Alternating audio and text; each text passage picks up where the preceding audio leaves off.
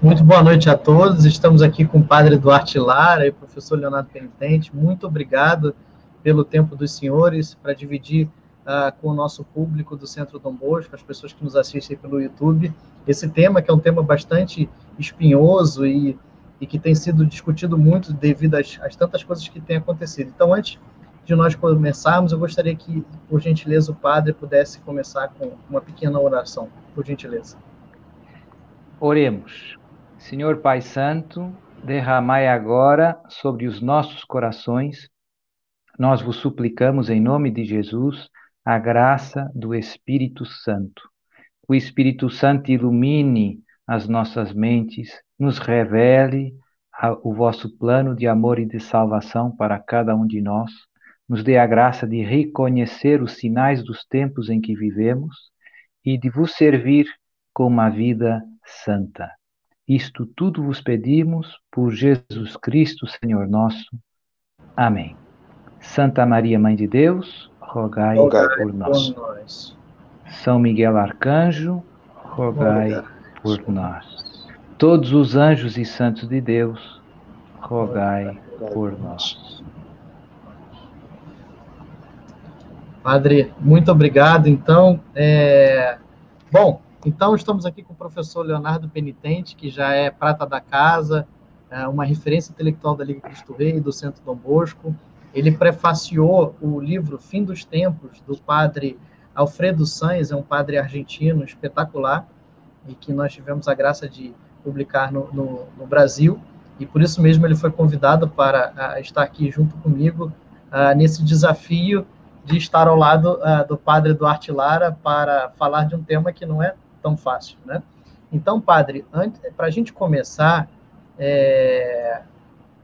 de uma forma bastante otimista, nós precisamos definir os conceitos, né? Porque existe muita ainda as pessoas quando estão falando de fim dos tempos, segunda vinda de Nosso Senhor, os novíssimos. Então é muito importante dizer para as pessoas o que é de fato isto que nós chamamos fim dos tempos, né? E se ele é a mesma coisa do segunda vinda de Nosso Senhor, dos novíssimos. Então definir os conceitos é muito importante nessa primeira parte. Muito boa noite, obrigado por estar aqui com a gente. Então, eu agradeço muito o convite, Bruno e toda a equipe, e é uma alegria estar aqui. E começando pelo tema Fim dos Tempos, e fazendo uma distinção entre fim dos tempos e fim do mundo. Uma distinção que, durante muitos anos, para mim, não existia. Eu pensava que o fim dos tempos era o fim do mundo, e que a vinda de Jesus, a segunda vinda de Jesus, era o juízo final. Quem me ajudou nesta distinção foi Nossa Senhora. Nossa Senhora, as videntes de Garabandal, sobretudo a Conchita, que fala muitas vezes sobre essa distinção, disse mais de uma vez que o fim dos tempos não é o fim do mundo. E ela, pequena criança, já partilhava isso com as pessoas. E então, quando eu li essa distinção, comecei estudando mais a questão e descobri alguns exegetas, alguns estudiosos da Sagrada Escritura, alguns exegetas católicos, bons exegetas, italianos sobretudo, que demonstravam, e eles também acreditam em revelações privadas recentes, e eles, pegando nas Escrituras, nos Evangelhos e nas outras passagens proféticas, mostram que existe uma base bíblica para a distinção dos fins dos tempos, os fins de uma era e o final do mundo, que são conceitos que, até do ponto de vista bíblico, se devem distinguir. Se nós quisermos, se pegarmos no discurso apocalíptico de Jesus no Evangelho de São Mateus, capítulo 24 e seguintes, aí Jesus fala, no fundo, da destruição do templo, da grande tribulação, e depois as parábolas, e depois o juízo final. E então, não. Ou seja, nós, com esta distinção, lemos os textos evangélicos com uma luz mais profunda e coisas que nós pensávamos que são sinônimos, na realidade não são bem sinônimos. Não são bem sinônimos. Então, quando falamos do fim dos tempos, falamos de uns tempos em que Deus vai intervir na história de uma maneira mais extraordinária, digamos assim, mais evidente, e isso vai ser uma vitória de Deus sobre o mal, sobre a maldade dos homens, vai ser um juízo sobre as nações, do ponto de vista da escatologia, que é a parte da teologia que estuda, digamos, as realidades últimas, seria um juízo das nações, não um juízo das pessoas propriamente. As nações, ao contrário das pessoas, não têm uma alma imortal e, por isso, não podem ir para o inferno. O Brasil não pode ir para o inferno. Então, as nações ímpias, os profetas do Antigo Testamento têm muitas passagens em que Deus anuncia o seu juízo sobre as nações que, digamos assim, que pecam. Também tem uma pena, e a pena só pode ser temporal, só pode ser dentro da história, porque o Brasil não tem uma alma imortal. Então, agora, os momentos que vamos viver são esses momentos em que, também narrados no livro do Apocalipse, em que as nações se tentam, no fundo, ir contra Jesus, contra o Messias. As nações se perverteram e estão buscando destruir, na prática, Jesus e o seu corpo, que é a Igreja Católica. E depois as realidades criadas por Deus, né? A família, por exemplo, a vida, né? Com o aborto. Então nós vemos esta conjura das nações contra o Criador.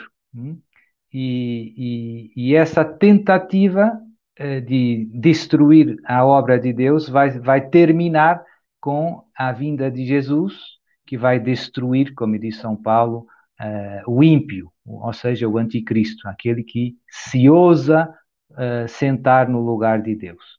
Eu já me alonguei muito, mas pronto, penso que a distinção ficou clara, né? Também os videntes em Medjugorje dizem que os segredos não têm a ver com o final do mundo. Ou seja, depois do fim dos tempos vem uma nova era.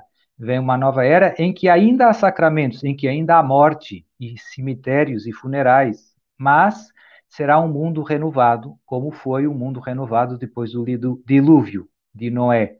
Então nós estamos, nesse momento, entrando nesta grande tribulação, estamos nos aperitivos, como eu gosto de dizer, e vai terminar com a vitória, como eu dizia, de Cristo, que virá glorioso como Rei do Universo, destruir o ímpio, o anticristo, e depois se dá um novo capítulo da história da salvação, o capítulo final, antes do fim do mundo e do juízo universal.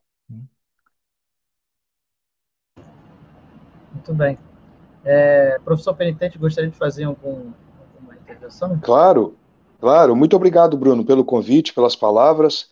Padre, uma honra. Eu admiro muito o trabalho do senhor. Já tenho acompanhado, uma honra estar aqui. Muito obrigado por ter aceitado a minha presença. E eu tenho uma pergunta, sim, que as pessoas costumam me fazer e eu vou transferir para a autoridade do sacerdote, que é o seguinte: o senhor consegue enxergar aqueles sinais, que seriam sinais dos fins dos tempos, apresentados na Sagrada Escritura? O senhor consegue enxergar que esses sinais já estão acontecendo? Então, por exemplo, quando nós estamos diante de uma tecnologia que consegue levar as imagens imediatamente para a casa das pessoas. E na Sagrada Escritura se diz que o anticristo será visto por todos no mundo inteiro. Certo. Né? Então, esses sinais estão se apresentando? Sim, na minha opinião, tem muitos sinais e infelizmente acontece como aconteceu no tempo de Jesus. Quem acreditava nos milagres de Jesus se entusiasmava, quem não acreditava, apesar de ver tantos milagres, continuava não acreditando. Portanto, os sinais são bastante evidentes para quem crê e são insuficientes para quem não crê, para quem está duro de coração. além dessa questão técnica que torna possível o anticristo ser seguido em todo o mundo, o meu pai costuma dizer que se não tiver internet, não tem anticristo. De Porque fato. tem que chegar a todo mundo, não é? Digamos, os mais fortes, talvez, eu diria, em primeiro lugar, a questão da apostasia da fé. Nós vermos que, infelizmente, a fé católica que nos foi transmitida pelos apóstolos já é quase que uma exceção no mundo, até eclesial. Quer dizer, dentro da igreja tem muitos batizados que perderam a fé, ou que têm a sua fé, como eles costumam dizer. Eu cá tenho a minha fé. Então esse é um sinal grande, e São Paulo fala nas suas cartas de que a apostasia há de preceder a vinda do anticristo. Portanto, se nós olhamos à nossa volta e vemos isso acontecendo, isso deve-nos fazer acordar. Nossa Senhora, em várias mensagens, por exemplo, eu gosto muito das mensagens ao padre Gobi, Stefano Gobi. Ela diz claramente em muitas mensagens quais são estes sinais, e ela cita as várias passagens da Escritura que se estão cumprindo no dia de hoje.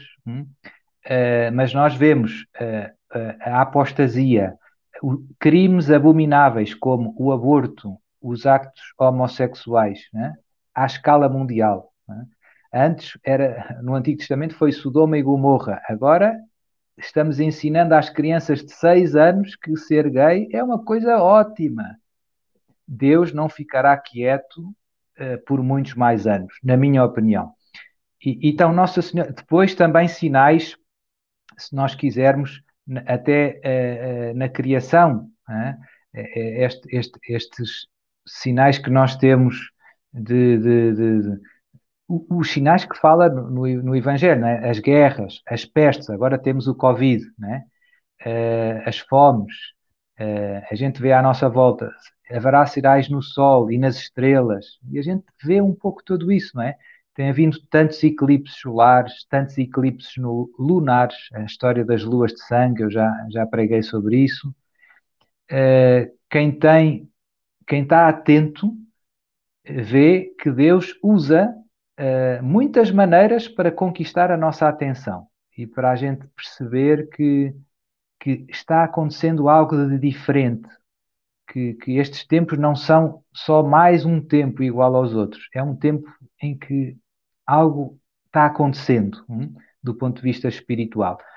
E, portanto, eu penso que os sinais são bastante evidentes e, como digo, as mensagens de Nossa Senhora ajudaram-me a reconhecer com muita clareza todos esses sinais. Né? Dentro da Igreja, a grande confusão. Em Akita, em Garabandal, Nossa Senhora falou de que haviam de vir tempos em que havia bispos contra bispos, cardeais contra cardeais, e agora está acontecendo, não é? Portanto, sinais não faltam, eu penso, não é? Mas como eu dizia no início, para quem acredita é fácil reconhecer os sinais. Para quem não quer aceitar, nem os sinais que há, por mais vulcões que explodam e terremotos, não, está tudo bem, está tudo bem. Sempre houve, não é? Tem muita gente que resiste a reconhecer os sinais.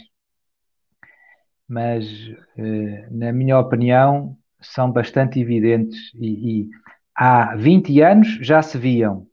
Hoje, em 2021, os sinais são cada vez mais fortes. Eu acho que é como aumentar o volume, a intensidade dos sinais é cada vez mais evidente. Entendo. Agora, por exemplo, eu não tenho os dados, nunca li nada a respeito. Pelo que o senhor está falando, talvez o único sinal que ainda parece, para quem acredita, parece que está ainda para acontecer é a conversão dos judeus, né? Eu não sei se o senhor teria esses dados, porque a apostasia está realmente generalizada, não é? O evangelho parece que já está pregado para praticamente o mundo todo. Faltam ainda as questões dos problemas naturais, como catástrofes, Sim. As catástrofes naturais parece que não aconteceram ainda como o Evangelho narra, e a Certo. conversão dos judeus, né? É o que ainda nos dá uma certa esperança, como se o anticristo ainda não tivesse nascido. Eu queria Sim. aproveitar e emendar uma outra pergunta. Pelo estudo que o senhor já fez, o senhor acredita que o anticristo será uma pessoa, um indivíduo, ou uma espécie de espírito que está no ar, uma coletividade, ou pode ser as duas coisas ao mesmo tempo? Uhum. Então, ótimas perguntas. Vou tentar não esquecer nenhuma. Começando pelos judeus, ehm, alguns factos interessantes. Eh, eh, Há uma comunidade católica em Jerusalém de católicos que provenientes do judaísmo, ou seja, o bispo católico de Jerusalém é de sangue judeu, se nós quisermos. E isso nunca aconteceu muito na história, né? Os judeus não se no início, os primeiros cristãos vinham dos judeus, mas não houve assim tanta conversão. Depois, segunda ideia, importante ter em conta, há muitos rabis, há muitos judeus estudiosos do Antigo Testamento, eles não têm o Novo, não é? Que conseguem reconhecer nas profecias dos Antigos Testamento acerca do Messias e do fim dos tempos, os tempos. Então, tem muitos judeus, muitos rabis, a dizer a chegada do Messias está eminente. Tem vários rabis a dizer isso. E isso é interessante, isso mostra que com o Antigo Testamento nós temos indicações suficientes acerca dos tempos que estamos vivendo. São tempos especiais, são tempos especiais. E ainda mais uma muito forte, tem um rabi muito idoso em Jerusalém que diz que o Messias é Yeshua, que é Jesus, né? que vai chegar. E ele é muito estimado. Então tem coisas impressionantes. Os muçulmanos também estão à espera de um que eles chamam Mahdi, portanto, um líder religioso que há de chegar digamos assim, para triunfar, né? O problema é que o anticristo se vai apresentar um pouco, eu acredito que é uma pessoa concreta, porquê? Porque esta é a tradição da Igreja, desde os primeiros séculos até hoje, nós acreditamos que vai vir o anticristo. Isso não significa que esta profecia não se realize várias vezes na história. Quer dizer, já vieram alguns anticristos, mas depois há um momento em que esta profecia atinge, digamos, a sua plena realização histórica. E eu acho que é agora. Em várias aparições, Nossa Senhora diz que o anticristo já está vivo e já está entre nós. E que se apresenta como o Maitreya. Os budistas também acreditam que vai haver uma nova reencarnação do Maitreya, do espírito de Buda, digamos assim. Então, basicamente, o anticristo vai se apresentar como sendo, no fundo, o Messias que os judeus esperam, o Mahdi que os muçulmanos esperam, o Maitreya que os budistas esperam e o Jesus que os cristãos esperam, né? E vai ser uma espécie de nova era, digamos assim, com ele no centro. Aquele movimento nova era de espiritualidade. E, infelizmente, uma parte grande da humanidade vai segui-lo porque vai estar cansada de sofrer. Ele vai trazer a aparente solução aos problemas da humanidade.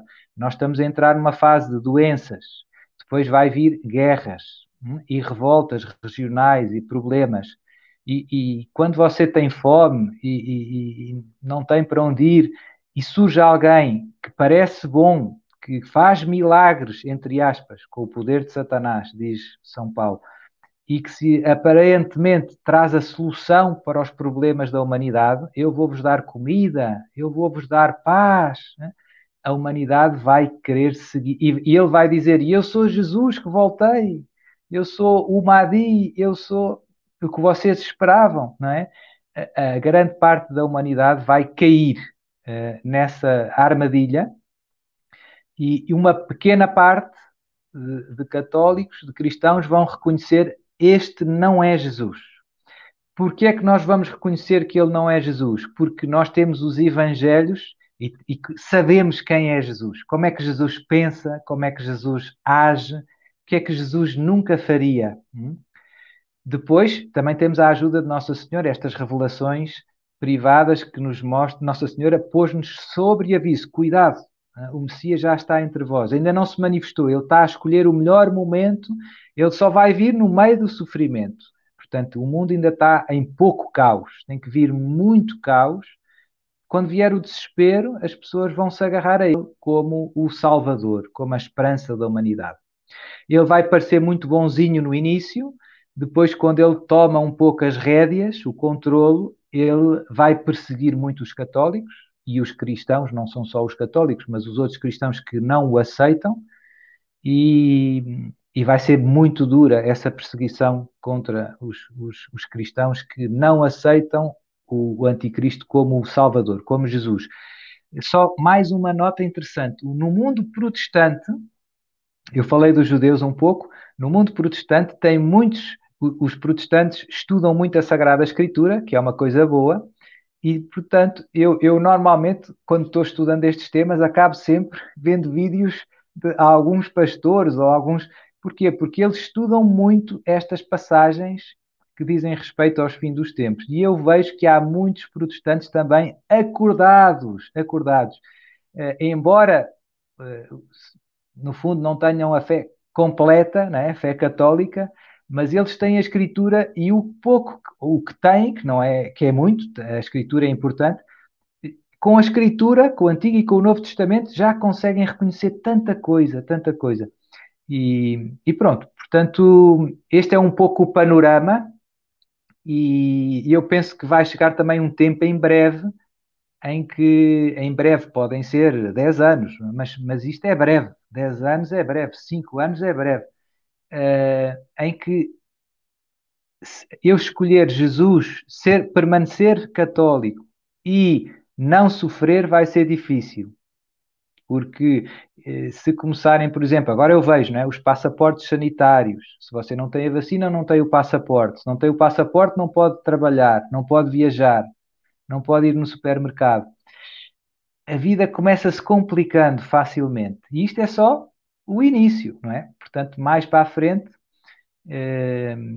enfim, eu vejo que a tendência é claramente complicar-se a vida dos católicos no mundo, no contexto atual. Agora, Houve alguma pergunta que eu não respondi? sobre as catástrofes naturais. O senhor acha que tem acontecido o suficiente para... Na minha opinião, sim. Tem havido alguns que são sinais bíblicos. Os rios tornarem-se de cor vermelha. Não é normal. São fenómenos que os cientistas não conseguem explicar, às vezes, né? Depois descobrem umas algas e umas coisas, mas é um sinal claramente bíblico. Claramente bíblico. Tem havido sinais com os animais muito estranhos. Os animais morrem sem explicação. Coisas que intrigam os cientistas. Os vulcões, a atividade vulcânica no chamado Anel de Fogo, ali no Pacífico, agora nesta semana passada houve para aí 3 vulcões grandes. O próprio supervulcão Yellowstone dos Estados Unidos registrou um número de tremores de terra fora do normal. O geyser mais forte do Yellowstone está deitando mais do que o normal. Ou seja, a gente vê uma atividade vulcânica acima da média. São factos, né? Sei lá, os polos estão descongelando a um ritmo alucinante, né? Portanto, o nível do mar está subindo. Os cientistas dizem vai ficar difícil morar junto ao mar daqui a poucos anos, não é? Porque o nível vai subindo muito rapidamente. Quer dizer, são poucos centímetros por ano, mas isso é muito, né, do ponto de vista científico. Então, eu acho que tem havido muitos, como eu dizia, e também no Sol, nas estrelas, na Lua. Estes vai ficar pior? Vai. Vão vir momentos, Nossa Senhora fala em algumas aparições muito duros, com meteoritos, com asteroides, com coisas que a gente não sabe, não é? A Terra, as forças celestes serão abaladas. Lucas e Mateus falam disto, não é? O que é que isto significa? Que vai ser ainda pior. Mas e é engraçado que nas religiões naturais, o homem, a virtude da religião, a virtude natural, o homem sempre soube reconhecer nas forças da criação a mão de Deus, a voz de Deus, né? as tribos, vem um tremor de terra, vem um vulcão, a ira de Deus acendeu-se, é preciso aplacar, é preciso pedir perdão. Portanto, Deus sempre usou a criação para falar com os homens, né? E eu gosto sempre de repetir, quando Jesus morreu na cruz, houve um grande tremor de terra. O sol ficou escuro do meio-dia às 3 da tarde, 3 horas de trevas, né? Isto não foi casual. Isto não foi. Não. Deus fala com a criação também. E, portanto, é importante estarmos atentos. Tá? E tem havido sinais, por exemplo, nas nuvens. Eu lembro-me de um muito forte que eu vi numas notícias da Rússia. Apareceu o sinal da cruz com umas nuvens muito, muito perfeito. E era inegável o facto. Não dava para dizer que não estava. E então houve muitos comentadores que disseram isto é sinal que Jesus está voltando, não é? Não, enfim, só para dizer que tem havido sinais muito fortes, alguns incontestáveis, digamos assim. Mas, como eu digo, para os céticos tudo é Sim. pouco, não é? O Nunca próprio chega, não é? milagre, o próprio milagre do sol em Fátima, a aurora boreal chegar até Paris anunciando a Segunda Guerra. Então você vê nas próprias aparições de Nossa Senhora esses sinais. E aproveitando para falar desse último ponto que o senhor tocou sobre a questão do anticristo, me parece que assim, agora o que está havendo no mundo inteiro? Acabamos de ver o Donald Trump ser silenciado, né? O presidente dos Estados Unidos em exercício ter todas as suas contas sociais deletadas, e isso mostrou que existe um poder ainda maior do que o presidente dos Estados Unidos para poder fazer isso com tanta facilidade. Um caso semelhante àquele multibilionário chinês Jack Ma, dono da Alibaba, também ganhou um sumiço, né? Então, assim, o poder que está aí pairando sobre as nações é muito superior ao poder das nações em si. E aí vem a pergunta, me parece que para a efetividade do anticristo ganhar almas para Satanás, se deverá, muito provavelmente, à censura, porque se os católicos puderem esclarecer, apontar o anticristo, se eles tiverem a capacidade de apontar o anticristo, talvez o efeito não seja tão grande. Me parece que deve haver, antes, um silêncio muito grande dos católicos, para que tenha efeito.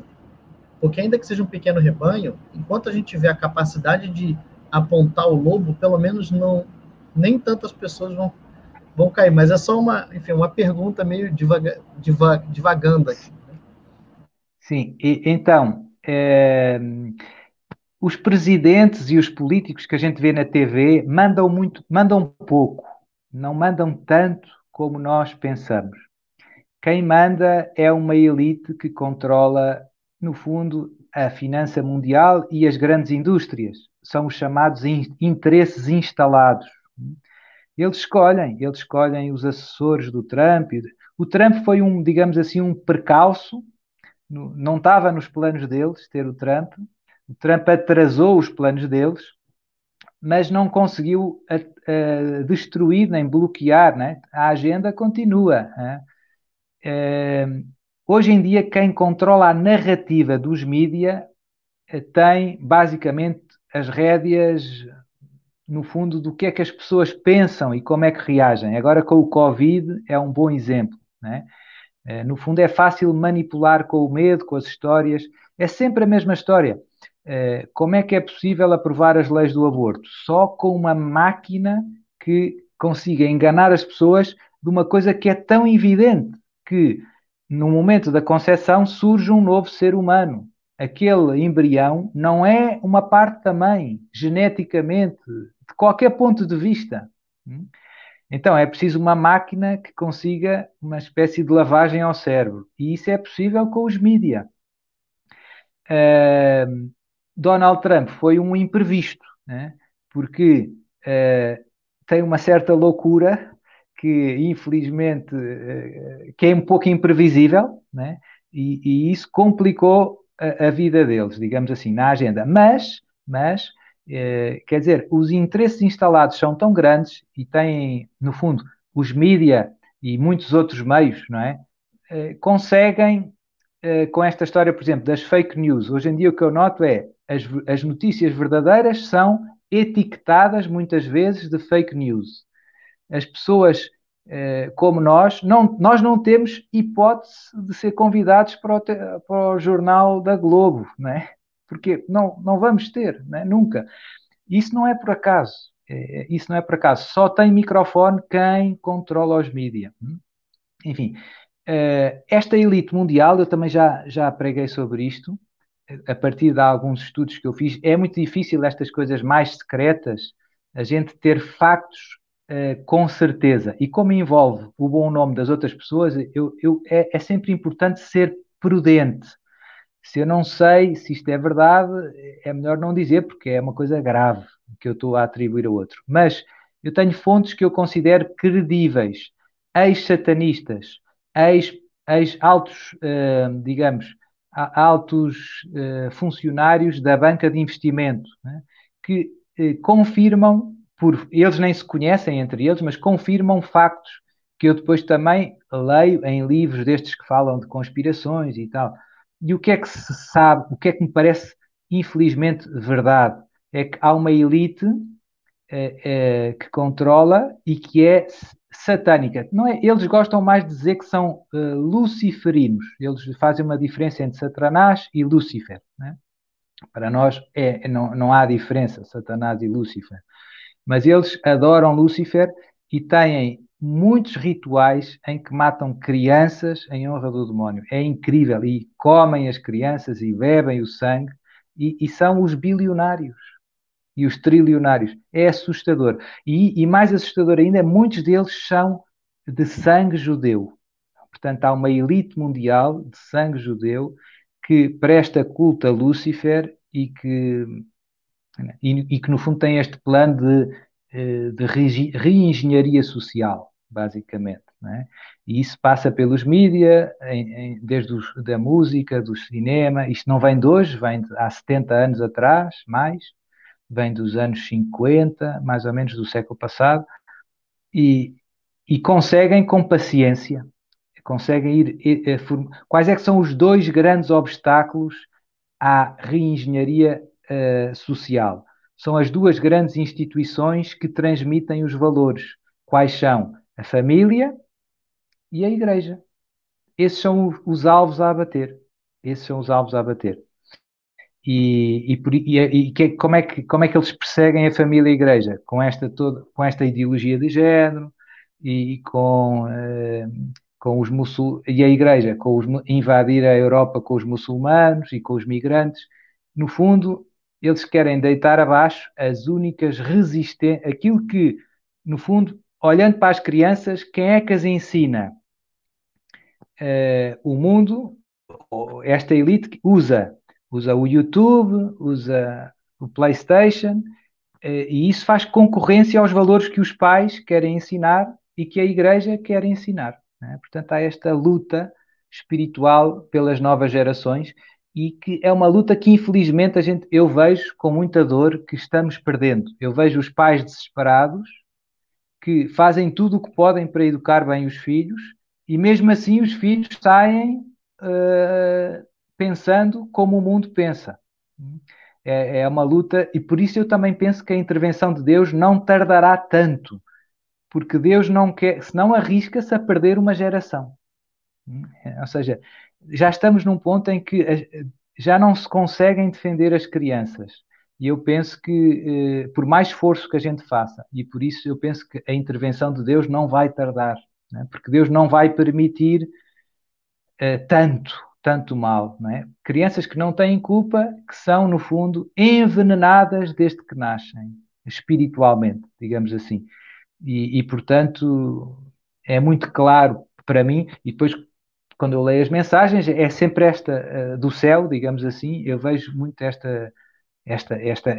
este drama espiritual, é sempre muito evidente, não é? Em Fátima, há mais de 100 anos, Nossa Senhora já dizia: muitas almas se perdem. E o que dirá hoje? Com o que a gente é que não, como foi gradual, nós nem sentimos, mas em 1917 não havia televisão, né? E agora o desmantelo e não se consegue mais defender a inocência das crianças. O Estado tornou-se o inimigo das famílias, né? Portanto, é uma loucura, né? só Deus nos pode salvar e só Deus pode dizer basta, digamos assim. É um pouco... E por isso estes tempos são, ao mesmo tempo, dramáticos neste sentido, não é? A gente sente que somos um pequenino resto incapaz de fazer frente a esta onda. É uma espécie de um tsunami de mal. Agora, por exemplo, uma das coisas que eu vou seguindo há alguns anos e que está cada vez mais grave é a questão dos crimes de ódio. É um modo de perseguir a Igreja, é um modo de perseguir os católicos, legalmente, né? Então, começam-se a criminalizar, nas leis de vários países, começam-se a criminalizar convicções, em vez de delitos, de ações injustas, né? Roubei o meu vizinho, então isso é injusto, eu posso ser condenado. Agora, se eu em minha casa disser no meu Facebook, ó, eu acho que cometer atos homossexuais é pecado, já posso ser condenado civilmente. E eu não estou a fazer mal a nenhum homossexual, eu estou só a expressar a minha convicção. Eu não posso mais expressar as minhas convicções são consideradas discurso de ódio. Mas ódio porquê? Eu não disse que não gostava deles, eu disse que eu não gosto, aquele ato é mau. Eu não estou a dizer que eu não gosto da pessoa. Não pode dizer. E depois chegamos a outras aberrações impensáveis, que eu acho que também são um sinal dos tempos. No Canadá foi aprovado o matrimónio entre as pessoas e animais. Você pode casar com o seu cão, se quiser. Isto foi um processo. Se Nossa Senhora, se em 1917, isto já tiver, o que diria Nossa Senhora? Não é? E pronto, portanto, o panorama que nós temos à nossa volta é de uma civilização à escala mundial decadente, né, do ponto de vista moral e espiritual. E pronto, aconteceu isso no dilúvio, aconteceu isso em Sodoma e Gomorra, e com o povo de Israel, como nós sabemos, houve também várias purificações, né? Foi para o Egito, depois 40 anos no deserto, e depois veio a Assíria, destruiu os reinos do norte, que tinham-se dado à idolatria, depois Judá veio a Babilónia, 70 anos na Babilónia. Deus permite o mal até um certo ponto, e depois vem um novo início, começa um novo capítulo, né? Deus às tantas diz, basta. Graças a Deus. Isso é fruto da misericórdia dele e do amor que tem por nós, né? Porque já chega, né? Por isso, há pessoas que pensam que a vinda de Jesus assustam-se com a vinda de Jesus. A vinda de Jesus é uma ótima notícia. É dizer que este capítulo tão triste da história da humanidade vai ter um ponto final. E os seus filhos, e os nossos filhos vão poder, os nossos, eu não tenho, não é? Os nossos filhos vão ter um mundo em que vai reinar o Evangelho. Isso é uma ótima notícia. E por isso, rezar para que Deus antecipe a vinda do seu filho é uma boa notícia. É uma coisa que nós fazemos na missa sem dar conta. Vinde, Senhor Jesus. Vinde, Senhor Jesus. Para nós, a vinda de Jesus é o triunfo do mal, é o triunfo do bem de Deus contra o mal que reina. É uma ótima notícia. Venha a nós o vosso reino, dizemos no Pai Nosso. Mas depois parece que não queremos, não é? Um pouco. É este o contexto, no fundo, em que nos encontramos. Eu entusiasmo-me e às vezes afasto-me da pergunta, mas gosto destes temas, como se vê. Professor Penitente, mais algo? Padre, eu tenho uma pergunta. O senhor falou da questão da influência, para ser bastante generoso e bondoso aqui, dos judeus. Em La Salette, o senhor é um grande especialista nas aparições e revelações privadas. Em La Salette, Nossa Senhora diz que o anticristo seria filho de uma freira de ascendência judaica, não é? Sim. Com provavelmente um bispo, ela coloca lá um símbolo, não é? Uhum. O que pode ser interpretado como um bispo. Quer dizer, nós poderíamos afirmar que o anticristo será um judeu para ser mais perfeitamente anticristo, e Cristo também foi judeu. E esta é a primeira pergunta. né? Então, se o anticristo pode ter uma ascendência judaica, né? Essa é a primeira pergunta. E a segunda pergunta é se o senhor entende que aquilo que São Paulo fala do obstáculo, do caterron, daquilo que impediria, por algum momento, a vinda do anticristo, já foi retirado. Sim, ótimo. Em duas boas perguntas. Pergunta, professor. A primeira, se o anticristo não for de sangue judeu, não vai ser acolhido como Messias por Israel. Isso é claro. Sim. Nos Evangelhos, São Mateus começa com a genealogia, né? Portanto, para demonstrar que ele é o Messias, tem que ser da casa de David, porque as promessas são para o descendente de David. O anjo Gabriel diz: Deus dar-lhe-á o trono de seu pai, David, e reinará eternamente sobre a casa de Jacó. Ou seja, o anjo Gabriel está citando a profecia de Natã a David. Portanto, se o anticristo quer ter alguma chance de passar por o Messias de Israel, tem que ser, né? Tem que cumprir os requisitos mínimos. Em relação ao Caterron, em relação a La Salette e as outras aparições, há coisas que, como é que eu hei dizer? Então La Salette encaixaria bem com esta lógica que eu acabei de dizer, né? Para o anticristo se apresentar como o Messias esperado dos judeus, teria que ter sangue judeu. Uma coisa que eu vi, não investiguei muito, mas já havia algumas instituições ligadas na internet. Eu penso que ainda se encontra alguma coisa. Há supostamente uma fundação destas internacionais, uma ONG chamada, em inglês é Share, que significa partilhar.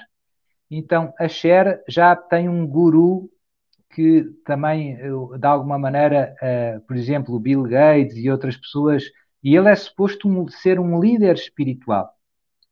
E já a gente vê que há relações entre estas instituições e a fundação do Bill Gates e etc.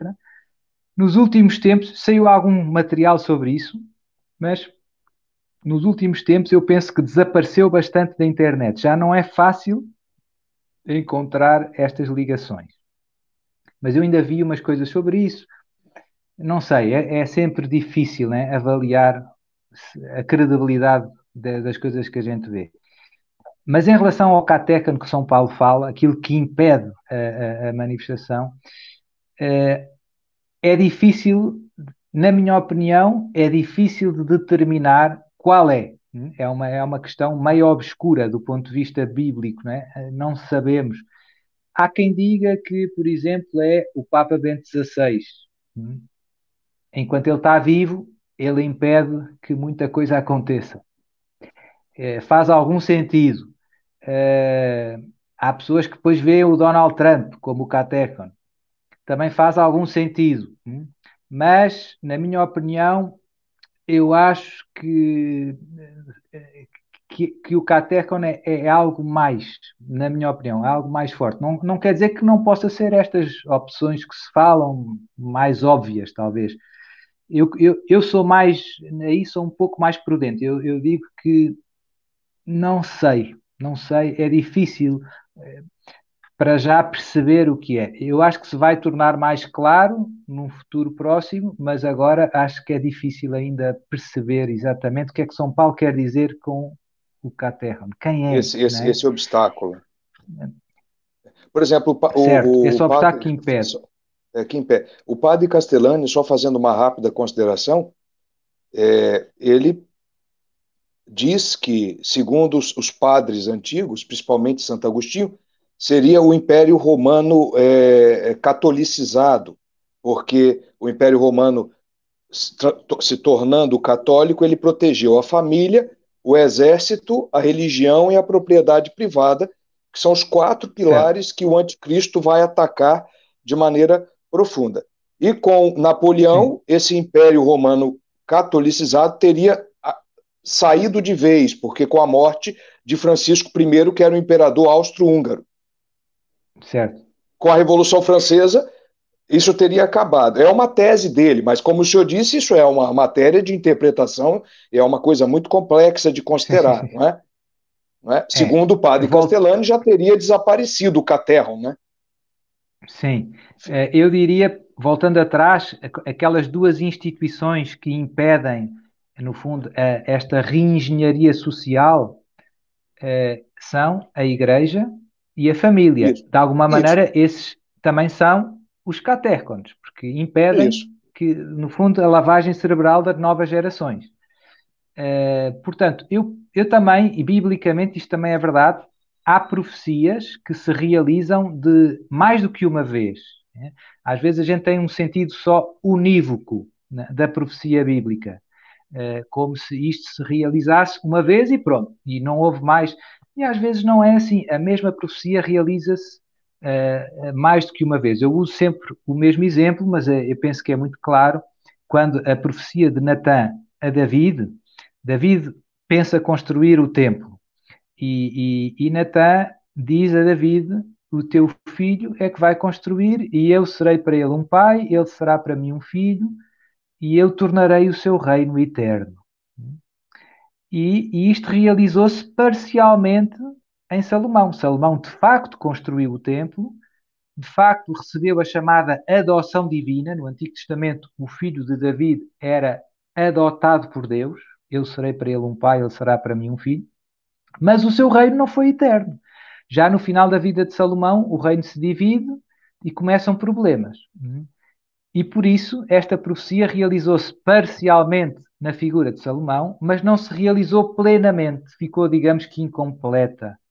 E depois, como eu dizia, o anjo Gabriel diz a Maria que o filho dela é que vai ser o filho de David, que vai fazer o novo templo. Ele não diz isto, o anjo Gabriel, não, mas no fundo, o novo Salomão, que vai construir o novo templo, que somos nós, que é a Igreja, e que vai consolidar um reino eterno e que não terá fim. E pronto, e portanto, a mesma profecia que Natan proferiu realizou-se na figura histórica de Salomão e passado 1000 anos, realizou-se com a encarnação do Verbo em Cristo. Portanto, isso também se pode aplicar a estas outras profecias bíblicas. Admitem mais do que uma realização histórica. Normalmente é uma realização cumulativa. Jesus também fez um novo templo, Jesus também é o Filho de Deus, ainda é num sentido mais, né? É o Verbo de Deus, é Deus de Deus, luz da luz, não é adotivo, é o Filho natural de Deus e consolidou o reino, entrou em Jerusalém, aclamado, Hosana, ao filho de David. Portanto, e sentou-se à direita do Pai. A ascensão também tem esta conotação da intronização de Cristo no seu reino. Pronto, isto para dizer, o Catecon também, a gente pode ver a realização desta profecia em várias realidades históricas. Eu não sei, eu não gosto de especular muito. Prefiro uma certa sobriedade teológica. A maior parte das pessoas acha que eu especulo demais, mas as coisas que eu digo eu tento estudar com calma primeiro e ponderar, e não temos tempo para ver todas as fontes e todos os factos, mas quando eu tento fundar bem as minhas posições, né? Para não ser temerário, né? Para não ser imprudente. E às vezes, quando não sei muito, mais vale ser humilde e dizer, não sei, vamos ver. Claro, claro. Bruno, eu queria só pedir ao padre para que ele repetisse, porque ele tem falado muito isto, ele falou num vídeo que ele gravou sobre as posturas práticas nesses tempos, não é, que já estão se encaminhando de maneira muito, com a marcha muito rápida, não é, para a vinda do anticristo, algumas condutas práticas. E uma delas eu achei muito interessante, que é a questão das pessoas se voltarem para o campo, para uma vida mais agrária. Porque ao invés de nós pedirmos o pão para o sistema financeiro, nós vamos pedir o pão a Deus, como fazemos no Pai Nosso. Uhum. Quer dizer, Então, a terra. eu falo um pouco, eu vou começar já por dizer, todo mundo gosta destas questões práticas e eu também me preocupo um pouco.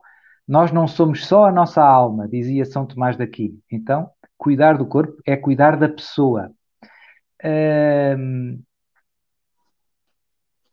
o mais importante para viver estes tempos é procurar sempre viver uma vida na graça de Deus, uma vida de oração, uma vida de servir a Deus e aos irmãos que Ele põe no nosso caminho. E se vivemos uma vida cristã autêntica, há frutos muito importantes que nos vão acompanhar nestes tempos difíceis, que é a alegria, a paz dentro do nosso coração e a confiança em Deus. Deus proverá. Deus cuidou do seu povo no deserto durante 40 anos, né? Deus não nos ama menos agora, né? Deus vai cuidar de todos nós, de cada um, de cada um. Por isso não há motivo para ansiedade, desespero, tristeza. Isso não é bom, né? Portanto, insistir nisto, eu penso que é importante. Em algumas mensagens de Nossa Senhora e etc., revelações do céu, no fundo, eu vejo que vai ficar claro que vai chegar um momento em que eu não vou conseguir professar a minha fé em Jesus e participar da vida do sistema, digamos assim. É a história do chip, é a história que eu vejo já vindo com estas discussões do passaporte sanitário e de outras coisas. Está cada vez mais claro que para estar no sistema eu acabo cedendo em muitas coisas e cada vez coisas mais essenciais, né, para a minha fé. E por isso, e depois também, outra coisa é bastante evidente, com este vírus já foi, isto da mudança das cidades para o campo é um fenómeno que a gente já vê, por exemplo, nos Estados Unidos, onde o vírus deu muito forte, né? Há muita gente cansada de confinamento, de lockdown, quer fugir, né? Porque ficar 3 meses num apartamento é um desespero, né? E depois começa coisas que já estão acontecendo. Começa faltando comida nos supermercados. Às vezes tem essas corridas, né? Todo mundo vai buscar papel higiênico e coisas assim. E são coisas que não é que vão acontecer, já aconteceram e que se podem repetir com muita facilidade. E por isso, o que é que eu noto? Eu noto que o céu quer, no fundo, a história da opção beneditina, né? Formar pequenas comunidades de vida cristã com uma vida simples, uma vida bastante autossuficiente, e isso é possível num contexto mais rural, em que você tem a sua horta, tem o poço com a água, e pronto. Mas não é possível sozinho. Ser ermita é difícil, né? Porque você tem que conseguir muita coisa sozinho, não é fácil. Nem é muito, eu penso que nem é o que Deus quer. Deus quer família. A igreja é uma família, né? Portanto, nós precisamos de irmãos na fé e eu penso que ainda temos alguns anos, algum tempo para fazer isso.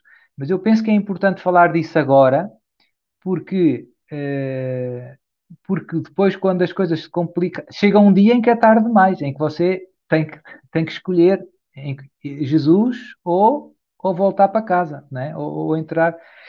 E então, agora é bom a gente ter um tempo para se ir preparando e pensando. Eu sei que há pessoas que ficam angustiadas porque sou pobre e não tenho.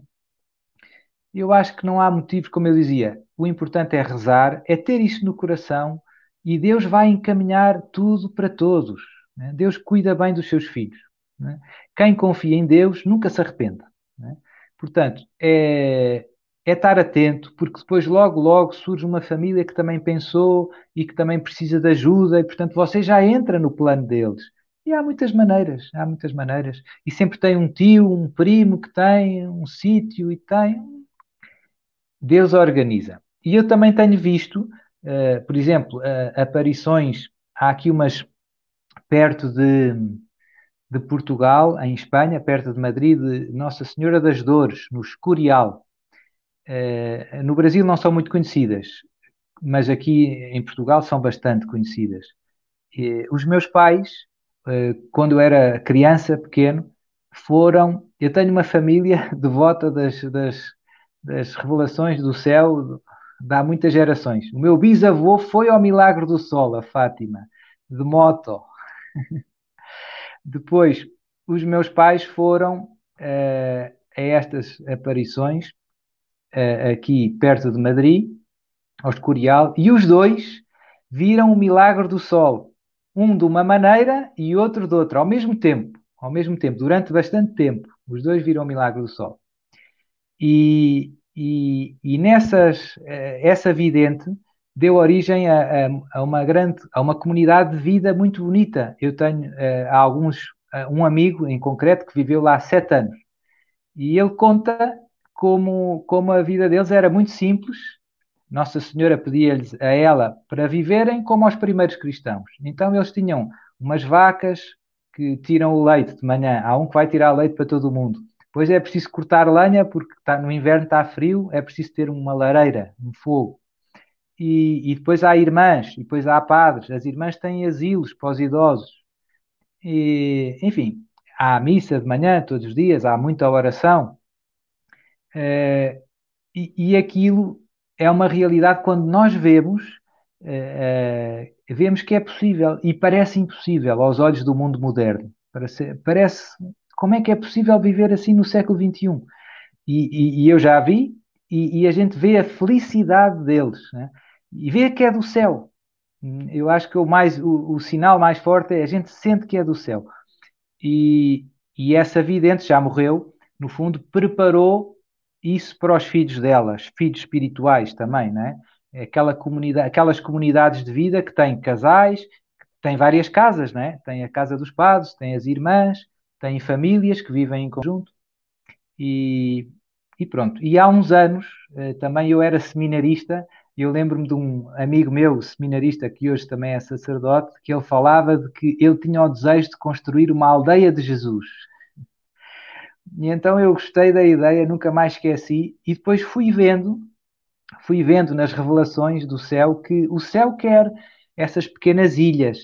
E tal como aconteceu na queda do Império Romano de Ocidente, quando vieram os bárbaros, a Ordem de São Bento, os beneditinos, foram, digamos assim, os refúgios da fé católica.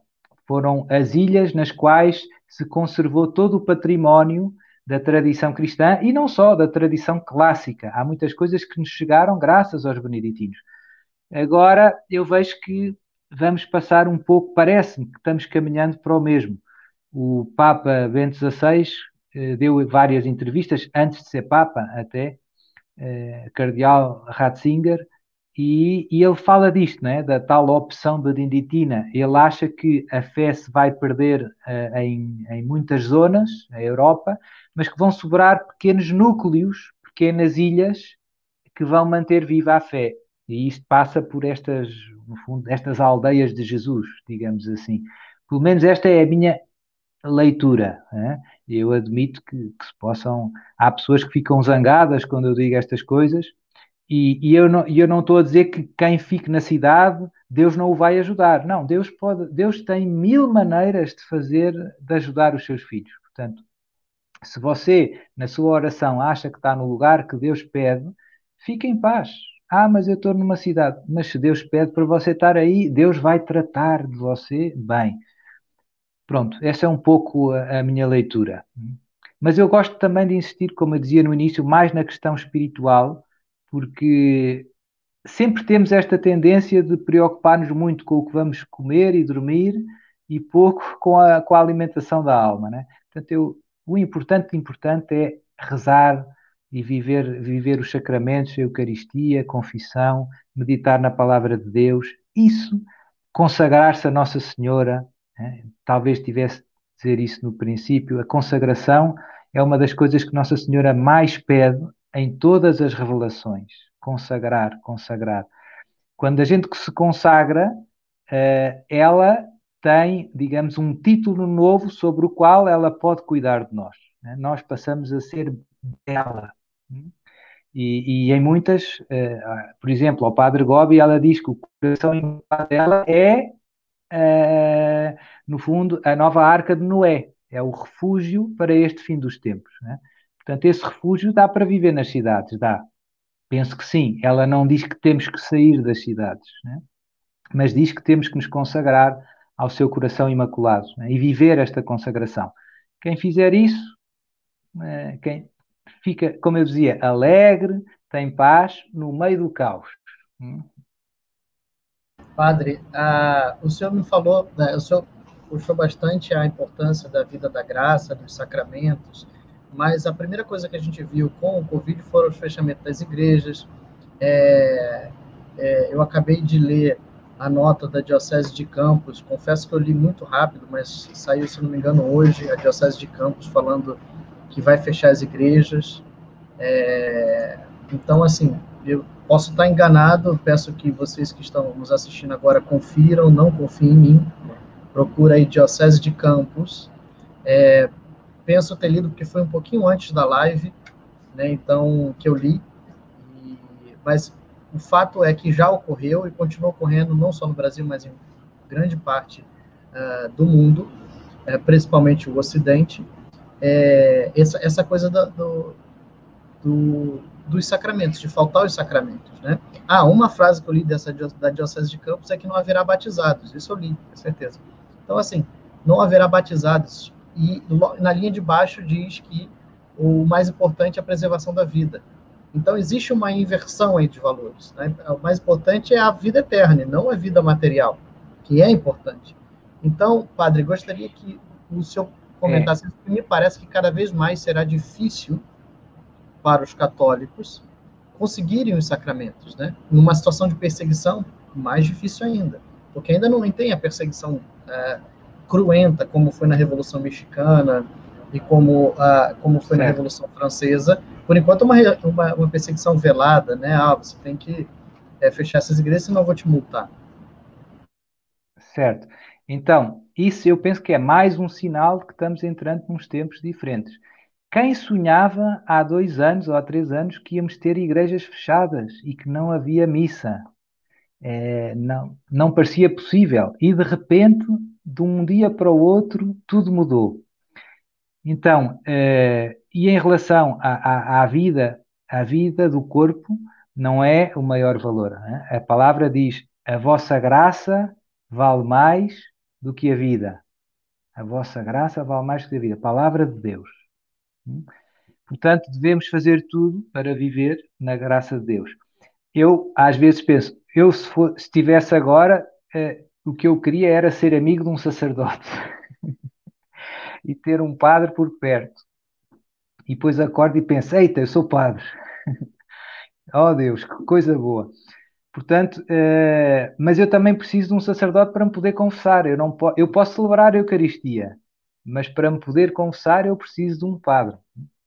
E, portanto, voltando atrás, né, é bom se calhar ter uma comunidade cristã num ambiente mais calminho, rural, mas o mais importante ainda é pensar, eu preciso de um padre, né? Eu preciso de um padre. E Deus vai providenciar. Há muitos padres bons e santos, Deus vai mandar para cuidar dos seus filhos, né? Não temos que nos preocupar muito, mas temos que pensar nestas questões, né? E pronto. Mas eu vejo por mim, Deus tem sempre providenciado padres para eu me poder confessar, porque eu preciso, não é? E Deus providencia, né? Com todo o carinho mas tem que estar atento e tem que aproveitar a oportunidade, né? E pensar nisso, como é que será se eu mudar para ali, como é que será a minha confissão, a minha missa, né? Há pessoas que eu vejo, eu fico comovido, tem leigos que essa é a prioridade deles, né? Eu vejo leigos que, por exemplo, cá no lockdown, quando chegou o lockdown, a prioridade deles era continuar a comungar durante o lockdown. Não ia haver missas públicas. Mas, por exemplo, eu não deixo de celebrar missa, nem que seja em minha casa, né? E, portanto, está vendo? Agora arrisco uma multa e uma prisão, mas, quer dizer, eu tinha muita gente na missa durante o lockdown, né? E essas pessoas queriam comungar todos os dias e estavam dispostos a fazer grandes sacrifícios para poderem ter Jesus na comunhão todos os dias. E eu fiquei comovido de várias as idades, até jovens. e fiquei comovido por ver, no fundo, a fé do povo de Deus, né? No mais importante, no mais importante. E isso vai continuar a acontecer, eu penso. Sim, porque nós vamos dar o jeito, né? Aqui durante o lockdown eu não lembro de ter ficado sem missa também. Não posso revelar a fonte porque o padre perderia a cabeça, mas eu tenho certeza que muitos padres e alguns bispos até nos assistem, mas não ficamos sem missa aqui também. Inclusive, quando eu peguei o Covid, foi muito interessante, eu cheguei a escrever nas redes sociais, eu peguei o Covid e um padre me ligou, eu tinha acabado de comentar com o Álvaro, meu irmão, que estávamos eu e ele em casa isolados, para não contaminar os outros, e aí um padre me ligou, filho, hoje é domingo, eu tinha acabado de comentar com o Álvaro, poxa, vai ser o primeiro domingo sem Eucaristia. Foi eu acabar de comentar isso, eu recebi um telefonema de um sacerdote, filho, você vai ficar sem Eucaristia esse domingo? Eu falei, padre, eu tô com Covid. Não, eu vou na sua casa agora. E ele entrou lá em casa e deu Eucaristia para mim e para o Álvaro não me deixa mentir. E na semana seguinte, nós estávamos ainda de isolamento, tem que ser 14 dias, etc. Aí o padre teve uma ideia mais genial ainda. Ele viu que não só eu e Álvaro estávamos contaminados, mas havia vários outros amigos que estavam contaminados. Um deles, inclusive, é o Alan Lira. E aí o padre falou, olha, junta você, o Alan Lira, o Álvaro e todo mundo que tiver de Covid, bota todo mundo numa mesma casa que eu vou celebrar a missa para vocês amanhã, no domingo. O padre celebrou a missa. Eu cheguei na casa do Alan, o padre estava sem máscara e não tinha pegado Covid, no meio de um monte de gente com Covid. Eu acho que ele foi além, ele poderia ter usado máscara, mas para esse sacerdote é tão mais importante a salvação da alma que eu acho que ele se esquece que estava todo mundo de Covid, estava com Covid, né? Mas foi interessante ver no meio desse um monte de padres fechando as igrejas com medo do Covid, outros respeitando uma lei civil que não tem autoridade sobre a lei da igreja, fechando as igrejas. O padre acabou de cair, mas continuo a comentar com meu amigo Leonardo. É interessante que um monte de padres fechando as igrejas, enquanto isso você vê que, enfim, que tem padres que vão atrás dos fiéis e que desejam dar os sacramentos, sabem da importância que é um batizado, a importância que é a Eucaristia, né? Então, assim, é muito bonito ver, padre, eu estava comentando na sua breve saída, finalizando essa importância dos padres que colocam os sacramentos acima das coisas materiais, acima de uma lei iníqua do Estado de querer fechar as igrejas sem um motivo claro, e nunca haveria um motivo para fechar as igrejas e deixar de dar os sacramentos. E aí o que eu queria comentar, o que eu queria que o senhor comentasse, padre, se possível, é o seguinte, que nós recentemente temos visto que está aumentando o número de bispos e de padres falando que a grama é verde e que a neve é branca. Ou seja, dizendo o que está acontecendo. Então, aqui no Brasil, nós tivemos Dom Adair falando claramente sobre a nova ordem mundial, sobre os interesses globalistas, sobre o problema desses interesses globalistas da nova ordem mundial contra a igreja, contra a fé, o objetivo deles contra o reinado de nosso Senhor Jesus Cristo. E, inclusive, o cardeal Sandoval Míguez falou nesses dias também, o cardeal emérito de Guadalajara, não sei se vocês viram, mas muito impressionante, que também ele falou de forma claríssima, colocou na conta do Bill Gates, ele botou nomes, né? Inclusive, o vídeo foi censurado no Facebook, e o nosso aqui ainda no canal do Sandoval. Eu vi o vídeo. Então, o que eu queria perguntar é o seguinte, padre, por que ainda há muito silêncio? Estão acordando algumas vozes, mas no Brasil são 400 e tantos bispos. Eu vi 2 bispos falarem sobre isso, por certo tem outros, né? Mas o que eu não consigo compreender é um silêncio geral diante de coisas tão claras que qualquer leigo de boa vontade já fala de viva voz, já consegue perceber de viva voz. Certo. Eu penso que são 2 motivos. Primeiro, existe da parte do clero uma certa ignorância sobre estes temas. Os bispos e os padres não estudam muito sobre o tema do fim dos tempos e da nova ordem mundial, e há coisas que estão muito documentadas, por exemplo, as intenções das Nações Unidas, etc. Teve muitos estudiosos que já publicaram um montão de coisas mostrando como é que as coisas estão funcionando e para onde é que vão, né? Mas, infelizmente, uma percentagem muito grande do clero ignora os factos, ignora os factos. Segunda questão, existe, no fundo, a questão dos respeitos humanos. Você não quer ficar mal na foto. Se eu falar isso, os meus colegas vão rir de mim. Se eu falar isso, o meu bicho vai rir de mim. Todo mundo vai rir de mim. Então, você está muito preocupado com a sua imagem e pouco preocupado com o bem das almas e a salvação das almas. Em vez de estar preocupado com o que os colegas dizem de mim, eu devia estar preocupado com o que Jesus e com o que Maria dizem de mim. E, se eu fizer isso, está tudo bem. E depois vão rir de mim. Paciência. Também riram de Jesus. Também riram de Jesus. Agora, a boa notícia é, eu noto que à medida que os mais corajosos vão falando, os outros menos corajosos também começam falando um pouco. Isso é uma boa notícia. Isso é uma boa notícia. É a espiral do silêncio sendo quebrada. Padre, então, continuando aqui, o professor Leonardo, gostaria de fazer um comentário antes de eu passar para a próxima pergunta? Não, excelente, excelente, estou aprendendo. Eu vou tentar mudar a ligação, porque está muito mal a minha ligação. Tá bom. Mas o senhor não me ouve? Vou tentar ligar os dados. Os dados.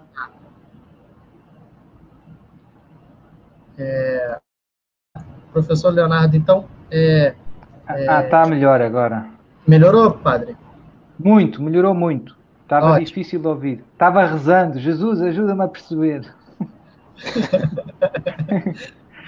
Então, padre, é o seguinte, o senhor falou de muitas revelações privadas, aparições de Nossa Senhora, inclusive Garabandal, eu li um pouco sobre ela e me parece bastante crível o que acontece lá, mas quanto a Medjugorje, é a primeira vez que eu vejo falarem bem dela, então não sei se existe uma campanha de difamação sobre a aparição de Medjugorje, para que ela não seja uma boa aparição, vista com bons olhos. Então, se o senhor pudesse contar... evidentemente, toda aparição é de foro privado, né? A igreja não exige um caráter de dogma que nós acreditemos. Mas de Medjugorje... Não pertence ao depósito da fé. Isso. Então, gostaria que o senhor, se pudesse falar um pouquinho melhor sobre Medjugorje, sem precisar contar tudo, evidentemente, mas assim, deu para entender, e conhecendo o senhor, eu sei que o senhor é muito criterioso, porque, inclusive, deixou de responder alguns pontos aqui porque não tinha tanta certeza.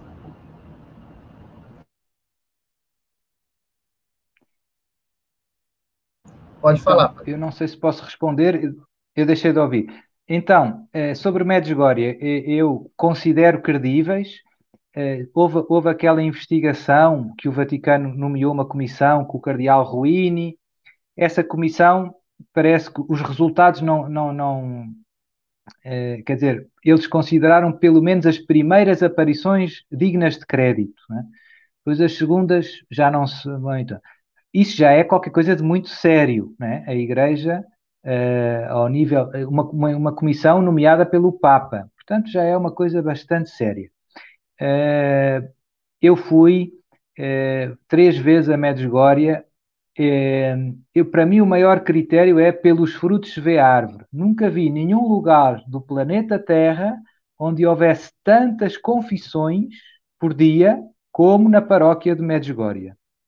Nunca vi nenhuma paróquia do planeta Terra rezar 2/3 antes da missa e 1/3 no final da missa em ação de graças, todos os dias, e as pessoas da paróquia fazem isto todos os dias.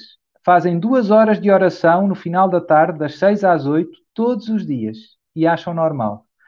As pessoas da paróquia fazem 2 dias de jejum a pão e água por semana. Não são os peregrinos só, são as pessoas que moram na paróquia, vivem as mensagens. Isto não é normal encontrar... Depois, eu conheço um psiquiatra famoso italiano que até chegou a ser, durante algum tempo, porta-voz da Associação Internacional dos Exorcistas, em Itália, é um psiquiatra italiano famoso. Ele disse-me, eu sou amigo dele, ele disse-me que ele foi a Medjugorje e fez exames médicos a todas as crianças e viu que eles eram sinceros, que não estavam enganando ninguém, que era verdade, que os fenómenos eram sobrenaturais. Portanto, eu tenho muitos elementos, digamos assim, que todos apontam na mesma direção. E, e pronto, tive colegas de seminário que foram para padres. Vou contar uma história simples, né? Eu tive um colega de seminário que era da Áustria. Ele era médico, tinha mais de 40 anos, não tinha casado ainda, trabalhava muito, tinha-se dedicado muito à profissão dele.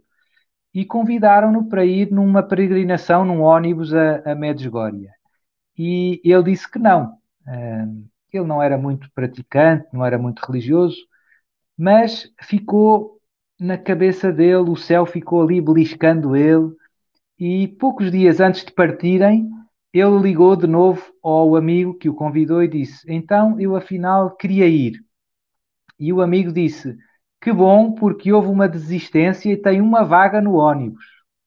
E então ele foi, e era uma semana essa peregrinação. Ele foi e foi tão tocado em Medjugorje, teve uma grande conversão e ficou um ano a viver em Medjugorje. E depois de um ano entrou no seminário e foi meu colega de seminário. E deixou a medicina e hoje é padre. Outro amigo meu, professor da Universidade em Lisboa, a mulher dele queria ir a Medjugorje. Ele não queria, ele não acreditava. E ele pensou, eu vou e vou fazer turismo. E então foi com a mulher e pensou fazer turismo, mas o céu tocou ele e ele teve uma grande conversão. Hoje é um grande apóstolo, é um grande pregador. Deus tem feito milagres através dele, de curas e tudo. Já pregou em África, nos Estados Unidos, anda pregando para o mundo inteiro. Veja bem o efeito Medjugorje. Custa-me a crer que não venha de Deus, não é? Não sobram muitas alternativas, não é? Perfeito, perfeito. Padre, o senhor como exorcista, e a gente ainda não entrou nesse tema que também é bastante espioso, me parece que com a apostasia da igreja, os sinais da proximidade do anticristo, com essa questão de uma proliferação de centros satânicos, enfim, desses templos satânicos pelo mundo. Aqui no Rio Grande do Sul houve uma multiplicação muito grande. Esses sacrifícios que são feitos pelos multibilionários, que dizem que eles têm esse costume, alguns deles. Então, todas essas manifestações em prol do demônio, das coisas sobrenaturais, isso, de alguma forma, traz um efeito colateral para a sociedade. Né? Eu gostaria que o senhor comentasse, como exorcista, essa questão desses casos preternaturais, se o senhor teve algum caso recente que o senhor vê que é próprio desses tipos desse aumento, dessa adoração ao demônio, enfim, comentasse um pouco sobre essa questão. Então, eu noto uma tendência muito clara na cultura. Voltamos, quem controla os mídias está lavando a nossa cabeça. E então, por exemplo, a Fox, o canal Fox dos Estados Unidos, você pode ver isto através do cabo ou da Netflix, tem uma novela que se chama Lúcifer. E o personagem principal é Lúcifer, é Satanás, que no fundo é amigo dos homens e o está a tentar ajudar a não ser mais enganados por Deus. Né? Portanto, é a perversão feita em telenovela. Os desenhos animados das crianças têm todos nomes de demónios. Né? Satã, não sei o quê, Asmodeu, e símbolos. Há muitos símbolos satânicos. Nós não somos muito ingênuos, mas estamos rodeados de símbolos satânicos. O pentagrama está em todo lado. E, portanto, eu vejo que cada vez mais na música, concertos de, por exemplo, de estrelas pop das moças de 13 anos, Lady Gaga, são rituais com morte de animais, com sangues de bodes, com toda uma liturgia satânica, né? Entrou e já está, digamos assim, a ser dado a crianças, aos jovens, e, no fundo, Satanás não precisa de se esconder, porque já estamos numa era pós-cristã. Hum? E agora está tentando convencer o mundo que ele é nosso amigo e que Deus nos está enganando. É exatamente a tentação do Éden, do Adão e Eva. Deus está nos enganando e a maçã é boa. Deus sabe, Deus não quer é que a gente faça concorrência. Então, essa tentação se está reapresentando. E isto é preocupante e a gente vê muitas vezes, por exemplo, o Halloween é um bom exemplo disso. Né? É um culto ao oculto com tom de brincadeira. Portanto, a nossa cultura está se satanizando, digamos assim. E agora está na moda este gesto dos chifres com a mão, né? Que, no fundo, é a saudação satânica. Os chifres com a mão, que agora todo mundo faz por brincadeira, né? Como se fosse um like, ou como se fosse um cool em inglês, né? Os chifres satânicos são a saudação satânica, né? E, portanto, isto está entrando, e o mundo é muito, as pessoas são muito ingênuas, acham que não tem problema, que é inócuo, e estão brincando com o fogo, e estão, de alguma maneira,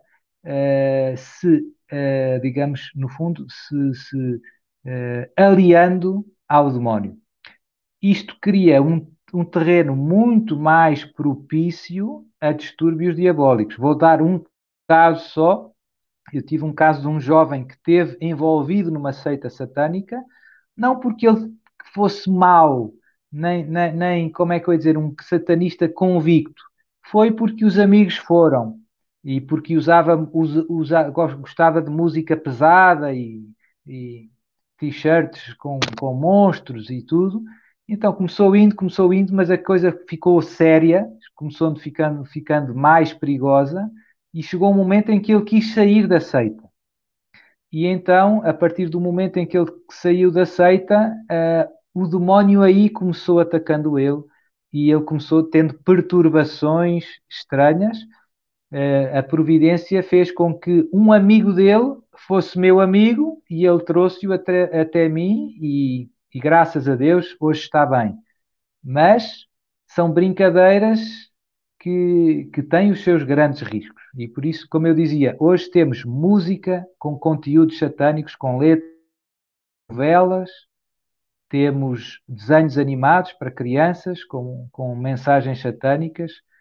É assustador. Temos roupa, é toda uma cultura. Satanás já não se esconde, digamos assim. Pode-se dar ao luxo de passar da nossa frente, que já não há reação. O bem já não é bem, o mal já não é mal. Este é o panorama cultural em que nós nos encontramos. Obviamente que nós católicos devemos reagir e não brincar com o fogo. Não brincar com o fogo. É o pedido que eu faço às pessoas que eu encontro. Nós somos de Jesus, não se brinca com o nome de Deus, nem com coisas. O Halloween é um bom exemplo. Um católico não pode participar no Halloween e brincar. Não.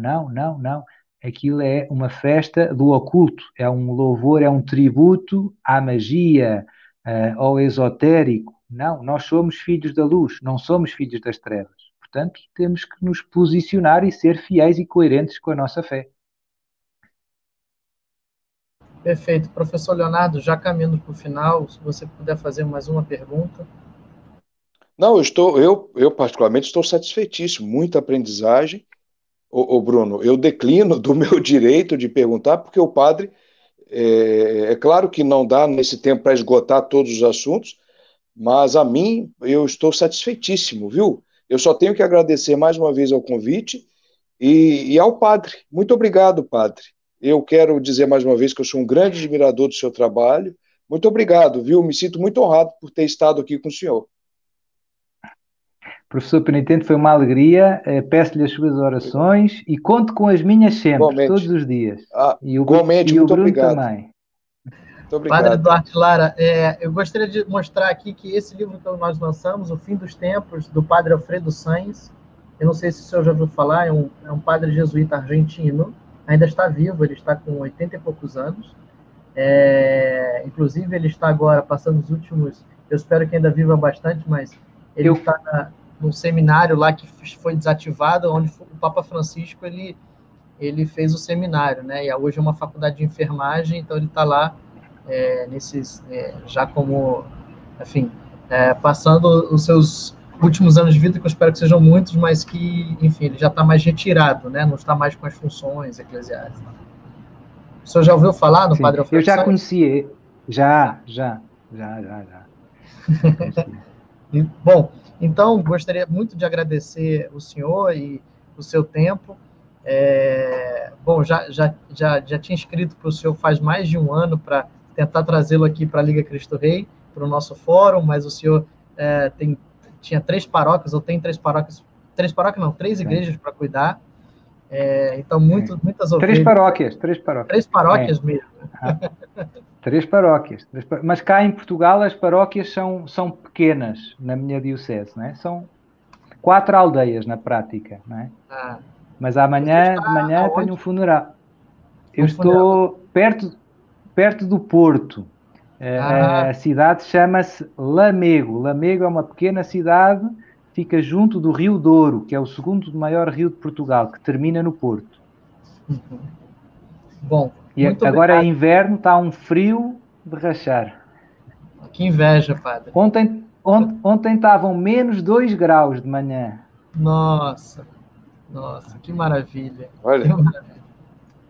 Padre, então, muito obrigado mesmo por estar aqui conosco, por tomar esse tempo para trazer luz aos brasileiros que estão tão necessitados de conhecer melhor esse tema, para não serem enganados pelas coisas que têm acontecido, seja na televisão, seja na internet, ou o próprio anticristo, quando ele vier, porque é um fato que ele virá. E eu penso que essa live vai ajudar muitas pessoas a não perder as esperanças e ver com os olhos da fé tudo o que está acontecendo, e com alegria, viver com alegria, assim como viveram os católicos em outros tempos de perseguição, como foram os cristeiros na Revolução Mexicana, como foram os franceses na Revolução Francesa, como foram os jesuítas naquele século XVI. Então, tenho certeza que isso vai ajudar muito. Muito obrigado, padre, e já fica aqui de antemão um convite futuro. Voltarei a perturbar o senhor, para nós, daqui a alguns meses, voltarmos a falar, enfim, sobre novos acontecimentos, sobre o que estiver acontecendo, enquanto nós tivermos vozes aqui nas redes sociais, viu? Eu não tardarei a perturbá-lo novamente. Muito bem, eu agradeço o convite e prometo rezar por todos aí, para a turma toda que eu conheci, e talvez termino com uma bênção de Deus sobre todos, hein? Sobre todos os que virem este vídeo. Por favor. Oremos. Senhor Pai Santo, abençoai estes meus irmãos que seguiram esta pregação, infundi sobre eles a graça do Espírito Santo. Dai paz, Senhor, aos seus corações, guiai-os, os seus passos, defendei-os de todos os males, do corpo e da alma, de todos os ataques e ciladas do inimigo, e ajudai-os a perseverar firmes na fé e no amor a Ti e aos irmãos até ao fim. Em nome do Pai, e do Filho, e do Espírito Santo. Amém. Amém. Sua bênção, padre. Obrigado. Viva Cristo Bruno, Rei. tchau, querido. Viva Cristo Rei. Viva Cristo Rei. Um abraço. Viva